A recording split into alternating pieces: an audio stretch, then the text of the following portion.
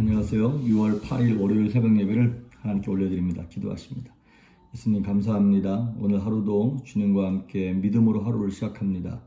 우리 영과 혼과 육체 가운데 말씀하여 주시었고 우리는 그 말씀 붙잡고 눈물로 씨앗을 뿌리며 기쁨으로 단을 거두는 그 믿음을 붙잡고 하루를 담대하고 평안하게 살아갈 수 있도록 승리하는 하루가 되게 하여 주시옵소서. 함께 하시길 소망하며 예수님의 이름으로 기도했습니다. 아멘. 우리의 찬송가 40장, 새 찬송가 79장, 주 하나님 지으신 모든 세계 찬양합니다.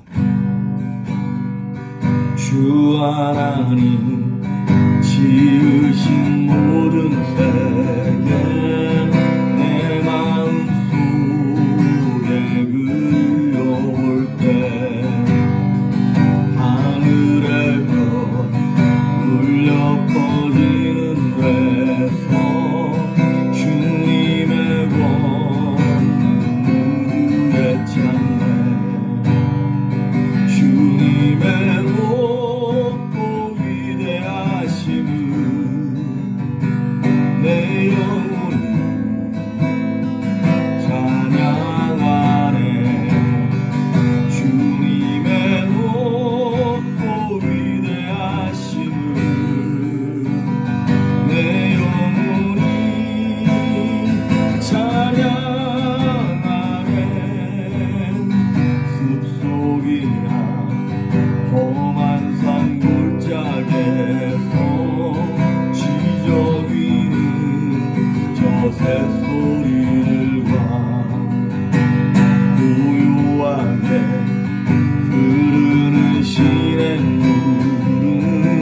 주님의 솜씨 노래하도록 3절 주 하나님 독생자 아낌없이 우리를 위해 보내주셨네.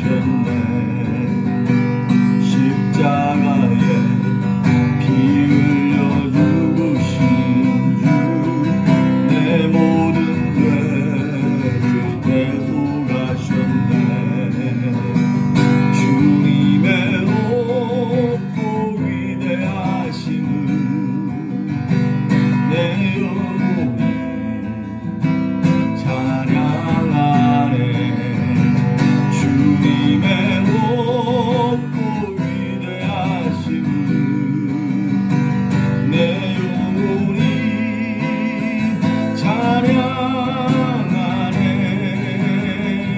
내 주 예수 세상에 다시 올 때 저 천국으로 날 인도하리. 나 겸손히 엎드려 경배하며 영원히 주를 찬양하리라. 주님의 높고 위대하심을 내 영혼이 찬양하네. 주님의 높고 위대하심을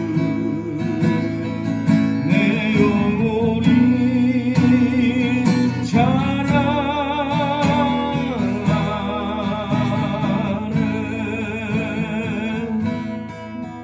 아멘.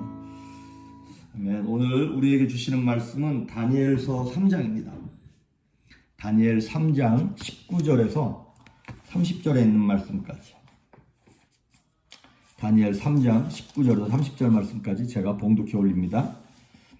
느부갓네살이 분이 가득하여 사드락과 메삭과 아벳느고를 향하여 얼굴빛을 바꾸고 명령하여 이르되 그 풀무불을 뜨겁게 하기를 평소보다 7배나 뜨겁게 하라 하고 군대 중 미국 용사 몇 사람에게 명령하여 사드락과 메삭과 아벳느고를 결박하여 극렬히 타는 풀무불 가운데에 던지라 하니라. 그러자 그 사람들을 겉옷과 속옷과 모자와 다른 옷을 입힌 채 결박하여 맹렬히 타는 풀무불 가운데에 던졌더라. 왕의 명령이 엄하고 풀무불이 심히 뜨거움으로 불꽃이 사드락과 메삭과 아벳느고를 붙든 사람을 태워 죽였고 이 세 사람은 사드락과 메삭과 아벳느고는 결박된 채 맹렬히 타는 풀무불 가운데 떨어졌더라. 그때 느부갓네살 왕이 놀라 급히 일어나서 모사들에게 물어 이르되 우리가 결박하여 불 가운데 던진 자는 세 사람이 아니었느냐 하니 그들이 왕에게 대답하여 이르되 왕이 옳소이다 하더라.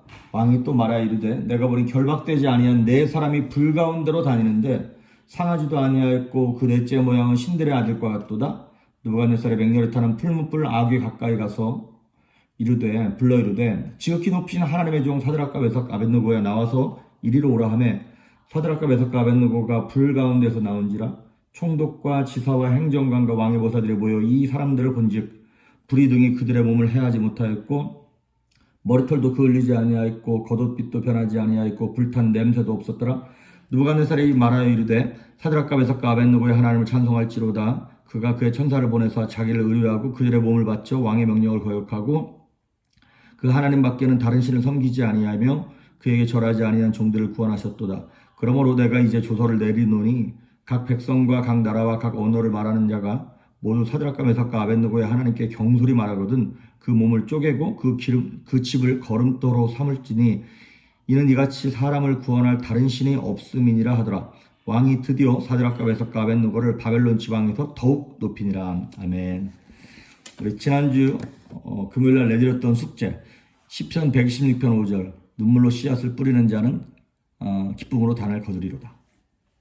오늘 외우셔야 할 말씀은 우리가 너무나 좋아하고 잘 아는 말씀 이사야 41장 10절 두려워 말라 내가 너와 함께함이라 놀라지 말라 나는 내 하나님이 됨이니라 내가 너를 굳세게 하리라 참으로 너를 도와주리라 참으로 나의 의로운 오른손으로 너를 붙들리라.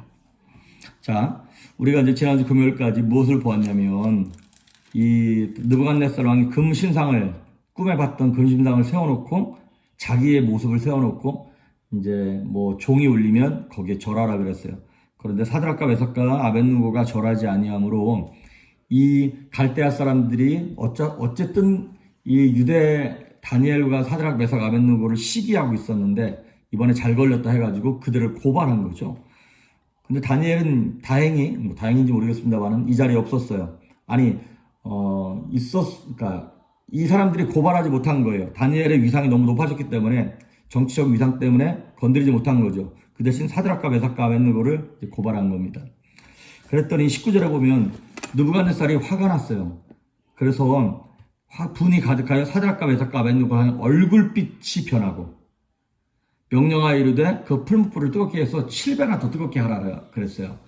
사실은 처음에는 좋은 말로 했는데 그래도 왕의 자존심도 있고 얘네들이 좀 수그러들어야 되는데 너무 강하게 나오니까 이제 그들에게 베풀었던 호의가 분노로 바뀐 것이겠죠. 그리고 보니까 풀무불, 뭐 금을 만들거나 뭐 이런 거잖아요. 근데 거기 불을 7배나 더 했다, 뜨겁게 했다는 거예요. 진짜 뭐 문자적으로 7배를 뜨겁게 했다는 얘기는 아니겠지만 이전에 없었던 뭐 열기로 뜨겁게 했어요. 그런데 이게 이제 이 바벨론 지역이 지금의 이라크 지역이잖아요. 그러니까 이라크가 지금도 전 세계에서 뭐 모르겠습니다. 얼마큼인지 모르겠습니다만 꽤나 많은 그 유전이 나오는 데잖아요. 그러니까 일반 나무로나 이런 것들로는 낼 수 없는 열을 그 당시 어떤 유전 같은 거 이런 기름을 가지고 불을 태워서 그렇게 뜨겁게 하지 않았나. 그러면서 이제 22절에서 23절에 보니까 저들을 사드락 메삭 아벳느고를 불 속에 던져라. 그래서 그들을 붙잡고 던졌던 그 관리들, 군사들은 다 죽었어요. 그 정도로 불을 뜨겁게 했어요. 그리고 이제 이 세 친구도 불 속에 들어갔고. 그런데 24절에 보니까 왕이 급히 일어나서 가서 보니까 야, 우리가 던진 건 세 사람을 던지지 않았냐? 그런데 거기 보니까 25절 왕이 또 말하여 이르되 내가 보니 결박되지 아니한 네 사람이 불 가운데로 다니는데 상하지도 아니하였고 그 넷째 모양은 신들의 아들과 같도다 그랬어요. 던지기는 세 사람 던졌는데 그 안에 넷이서 왔다 갔다 하는 거예요. 죽지도 않고. 이제 여기 보니까 그 모양이 신들의 아들 같다 그랬어요. 신학적인 그런 용어로는 이거를 Pre-incarnation of Jesus Christ라 그래요. 예수님께서 이 땅에 육신으로 이 땅에 오시기 전에 잠깐 이렇게 먼저 오셔서 이렇게 보이셨다는 거예요. 이분이 예수님이 아닐까 이렇게 추측을 하는 겁니다. 자, 그러면서 26절에 보니까 느부갓네살이 맹렬히 타는 풀무불 아귀 가까이 가서 불러 이르되 지극히 높으신 하나님의 종 사드락 메삭 아벳느고야 나와서 이리로 오라. 그랬더니 이 세 친구가 이제 걸어 나왔어요.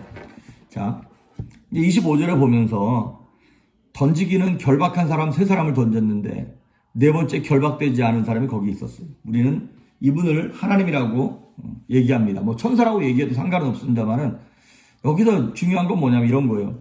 우리 인생들이 성도들이 고난 가운데 있을 때 하나님은 절대로 우리를 홀로 두지 않는다는 것입니다. 하나님은 고난 중에 함께 하시는 하나님입니다. 여러분 믿으세요? 하나님은 함께 하시는 하나님이세요. 우리가 절대적으로 극한의 상황을 만났을 때 사면초가처럼 모든 것이 다 막혀있고 인간의 방법이 어찌할 수 없는 그때에 하나님은 꼭 함께 하신다는 거예요. 믿음의 사람들과. 이스라엘 백성들이 출애굽했어요. 막 나와서 가는데 뒤에서는 애굽 군대가 쫓아오고 앞에는 홍해가 가로막혀 있어요. 이스라엘 백성들이 뭐 한 20명 도망 나온 게 아니라 약 200만 가까이 나온 거잖아요. 장정만 60만이니까. 그 사면초가의 자리에 하나님 함께 하셨다는 거예요.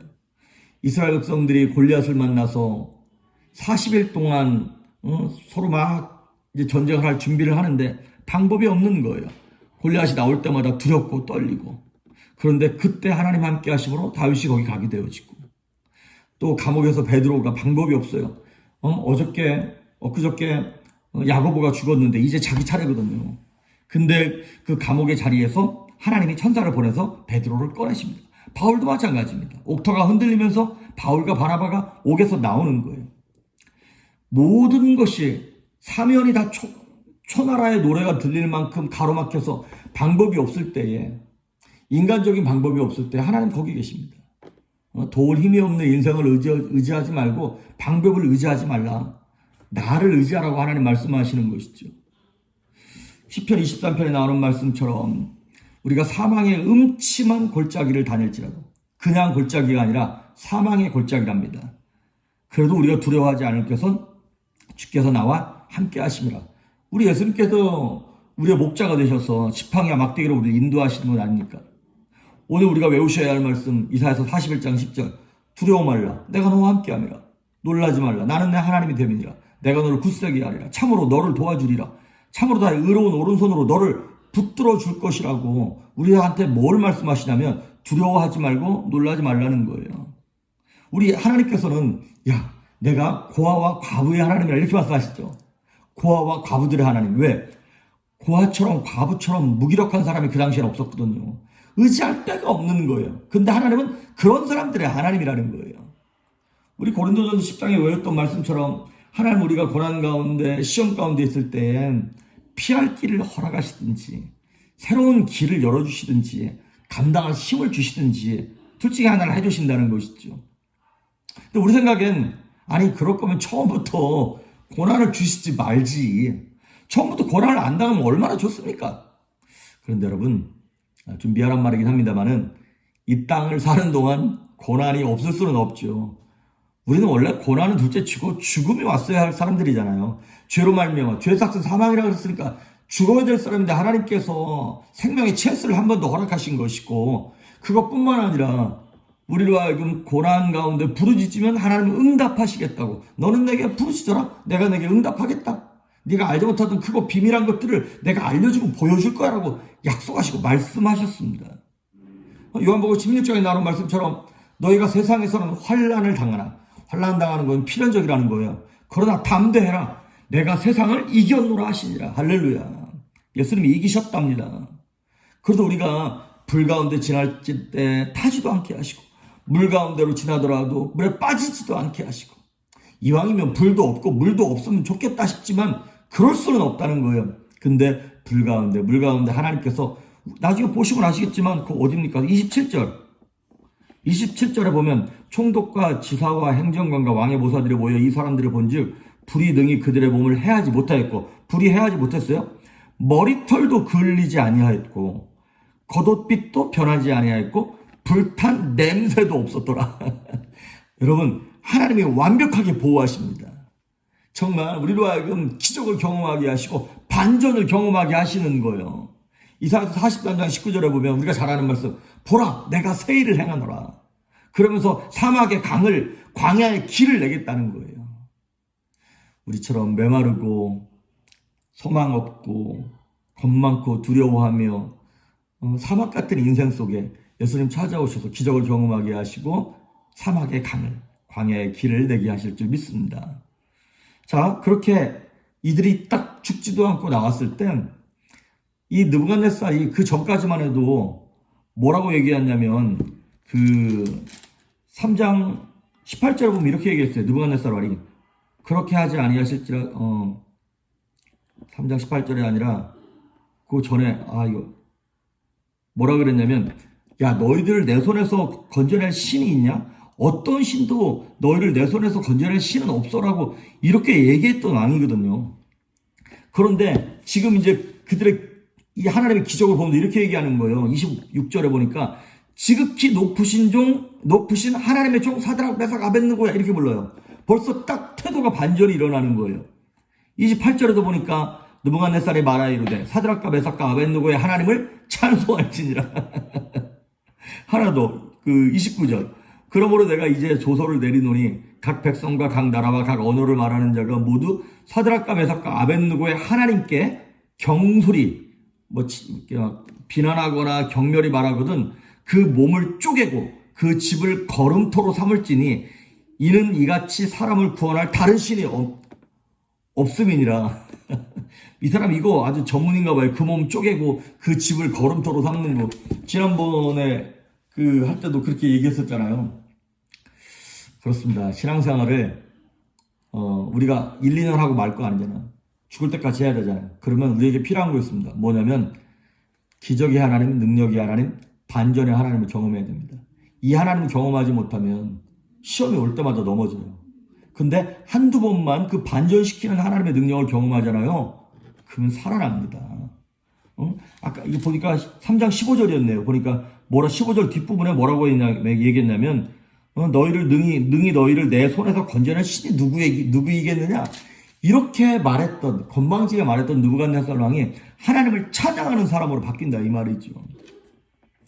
고린도후서 3장 2절과 3절에 사도 바울이 고린도 교인들한테 이렇게 얘기해요. 너희는 우리의 편지라.